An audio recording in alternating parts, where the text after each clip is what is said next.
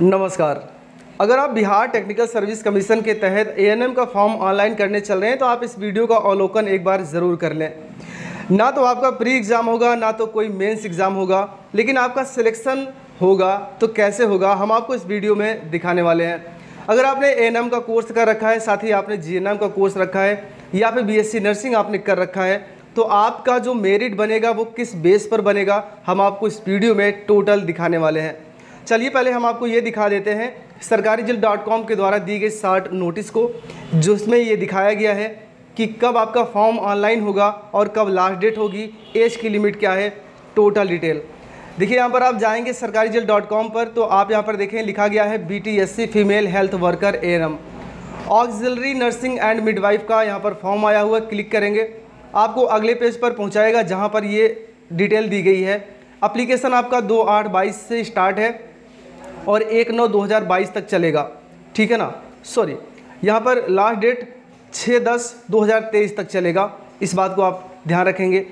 अब उसके बाद यहाँ पर क्योंकि फीमेल हेल्थ वर्कर की है, ये पुरानी डेट है, हमने गलती से पढ़ दिया है, तो यहाँ पर फीमेल हेल्थ वर्कर का 6/10/2023 तक आपका फॉर्म ऑनलाइन होता रहेगा, लास्ट डेट है। अब यहाँ पर देखिए ज़रा कि जनरल OBC और EWS कैंडिडेट के लिए 200 फीस रखी गई है। अगर आप SC ST और फिजिकल हैंडीकेपेड हैं तो आपकी 50 रुपये का यहाँ पर चार्ज आपको देना होगा। लेकिन अगर आप बिहार के अलावा किसी अन्य स्टेट से हैं तब आप जनरल में आप माने जाएंगे और आपको 200 रुपये का चार्ज आपको देना होगा। अगर आप बिहार से ही हैं तब आपको 50 रुपये की फ़ीस देनी होगी, और बिहार से हैं जनरल कैंडिडेट हैं तब आपको 200 देना पड़ेगा। चलिए हम आगे की तरफ बढ़ते हैं।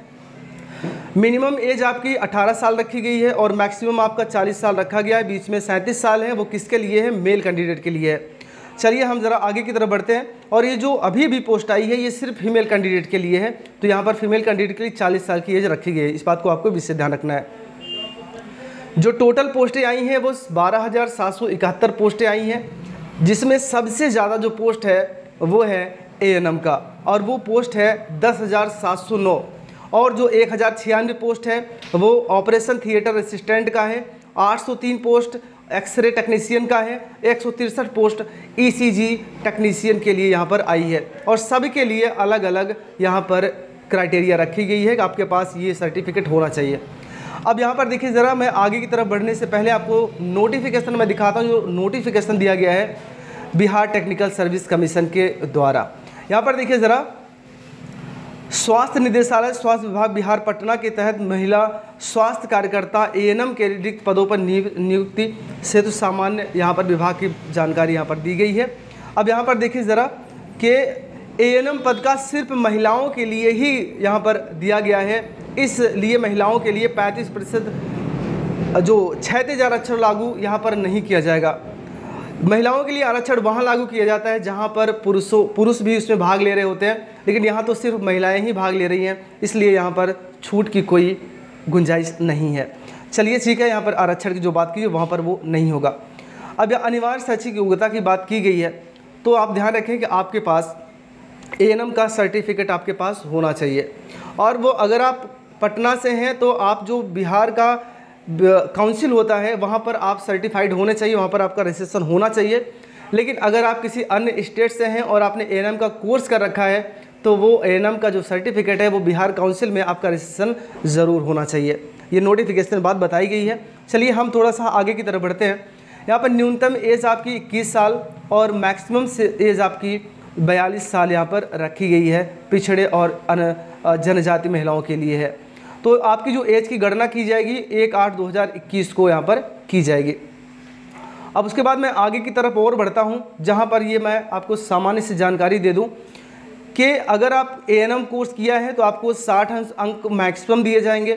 अगर आपने उससे उच्चतर किया हुआ है, जैसे कि आपने जीएनएम कर रखा है, BSc नर्सिंग कर रखा है, पोस्ट BSc नर्सिंग कर रखा है, या फिर MSc आपने नर्सिंग कर रखा है, तो वहाँ पर आपको 15 अंक आपको निश्चित कर दिया गया है कि इतना आपको मिलेगा। लेकिन अगर आपने कहीं पर वो बिहार राज्य के सरकारी अस्पताल में अपनी संविदा के आधार पर आपने कहीं अनुभव प्राप्त किया है, हर साल आपको जिसे 5 अंक दिया जाएगा और मैक्सिमम 25 अंक आपको दिया जाएगा। अब ध्यान रखें कि यहाँ पर जो आपकी मैक्सिमम 100 दिया गया है, लेकिन यहाँ पर जो आपको अंक दिए जाएंगे वो किस बेस पर दिए जाएंगे, तो हम यहाँ पर आपको एक कॉपी पर मैं आपको दिखा देता हूँ कि कैसे आप उसको अंक दिए जाएंगे। देखिए, अगर आपने एएनएम का जो कोर्स कर रखा है उसके लिए मैक्सिमम आपको 60 मार्क दिए जाएंगे, लेकिन किस आधार पर दिए जाएंगे? मान के चलिए आपने जो एएनएम का कोर्स किया हुआ है वहाँ पर आपको जो प्रतिशत मिले हैं वो मान के चलिए आपको 80% आपको मिला हुआ है, 80% अंक मिले हैं। अब यहाँ पर इसका जो फार्मूला लगेगा वो लगेगा कि आपके द्वारा दिए जो आपने प्रतिशत प्राप्त किया है वो गुणे 0.6 से आप गुणा करेंगे, तो आपका लगभग जो अंक बनेगा 48 अंक आपका बन जाएगा। यानी कि आपने मान के चलिए आपको एएनएम में कितने अंक मिल गए? 48। अब देखिए ज़रा कि एएनएम के बाद अगर आपने जीएनएम कर रखा हो, चाहे आपने बीएससी नर्सिंग कर रखा हो, चाहे आपने पोस्ट बीएससी नर्सिंग किया हो, चाहे आप एमएससी नर्सिंग किया हो, उसके लिए एक मार्क रखा गया है जो कि 15 अंक का है। अब ये आपका मिल गया 15 अंक अगर आपने किया है तो। अब देखिए ज़रा कि यहाँ पर आपको जो आपके अनुभव है, यानी कि संविदा बेस पर आपने किसी सरकारी हॉस्पिटल में आपने काम किया है, आपने अपनी सेवा दी है, तो कैसे आप इसको अपने फार्मूले से निकालेंगे, आपको कितना अंक मिलने वाला है। मान के चलिए कि जो आपने पहले वर्ष आपने काम किया वो 365 दिन होते हैं एक साल में, तो आपको कितने अंक दिए जाएंगे? 5 अंक दिए जाएंगे। अब लेकिन मान के चलिए आपने जो दूसरे वर्ष आपने अपनी सेवा दी है, अब उस 365 दिन में आपने जो सेवा दी है वो कुल मिला के 360 दिन आपने उसमें सेवा दी है। कितने दिन? 360 दिन आपने सेवा दी है। अब आपको जो अंक मिलेंगे वो मिलेगा आपका कि 360 आपके दिए गए जो सेवा दिन है वो गुणे 5 भागे 365, यानी कि 365 से डिवाइड किया जाएगा। अब आपको जो अंक प्राप्त होंगे वो उसके आधार पर आपको अंक दिया जाएगा। अब देखिए मैं कैलकुलेट कर लेता हूँ फटाक से जो भी होगा। अब 360 गुणे 5 करेंगे, 360, ठीक है ना। मैं गुणा करता हूँ और 5 से, ठीक है ना। अब देखिए ज़रा ये मेरा जो आ रहा है 1800 है। अब मैं इसमें भाग दूंगा 365 का, 365।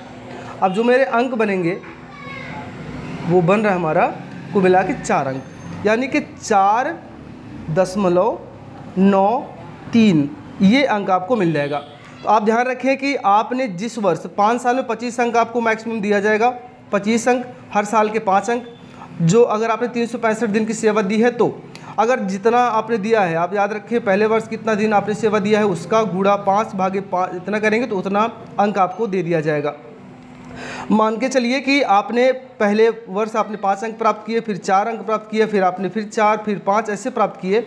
मान के चलिए हमने तीसरे वर्ष इन्होंने जो सेवा दी पूरा दिया इन्होंने, चौथे वर्ष भी इन्होंने पूरी सेवा दी है और यहाँ पर भी इन्होंने इसके आधार पर इन्होंने सेवा दी है। अब आपका जो टोटल अंक बनेगा वो इस बेस पर बनेगा, यानी कि 48 अंक आप इसको जोड़ेंगे, ठीक है ना। फिर 15 अंक आप इसको जोड़ेंगे। फिर आप यहाँ पर देखें कि 5, 5, 10, 5, 15, ठीक, 15 और 8, 23 और 23 यानी कि लगभग 24 अंक आपको यहाँ पर मिलने वाले। तो ये टोटल आप 24 ये, 48 ये और 15 ये, इतने अंक आपको मिलने वाले हैं। यानी कि 8, 4, 12, 5, 17 और आप इसको 1 बचेगा, 4, 2, 6, 1, 7, 1, 8, यानी कि आपको मिलेंगे कितने? 87 अंक। तो ये आपका है फार्मूला। इस फार्मूले के बेस पर आप अपना अंक आप प्राप्त कर सकते हो। अब हम वीडियो की तरफ आगे बढ़ते हैं और आपको अब दिखाते हैं कि आरक्षण आपको आरक्षण नहीं, मैं बात करने वाला हूं कि आपको जो छूट मिलेगी एज पर वो कैसे मिलेगी। यहाँ पर देखिए ज़रा कि आरक्षण की बात भी यहाँ पर की गई है, ठीक है ना। तो आप ध्यान रखें कि आपके पास अगर आप जाति प्रमाण पत्र, निवास प्रमाण पत्र आपका होना चाहिए, तभी आप फॉर्म ऑनलाइन कर पाएंगे। अब यहाँ पर देखिए ज़रा कि हम आगे की तरफ और बढ़ते हैं, जहाँ पर दिव्यांग लोगों के लिए ये सारी जानकारियाँ आपको दी गई हैं। खैर यहाँ पर कोई और ख़ास जानकारी नहीं है जिसमें मैं चर्चा कर सकूं, और जो भी जानकारियाँ हैं बहुत ही सिंपल सी हैं। अगर आपको कोई और जानकारी चाहिए तो हमें कमेंट बॉक्स में बताइए, हम आपकी सहायता ज़रूर करेंगे। वीडियो देखने के लिए आपका बहुत बहुत धन्यवाद। आपका दिन शुभ हो।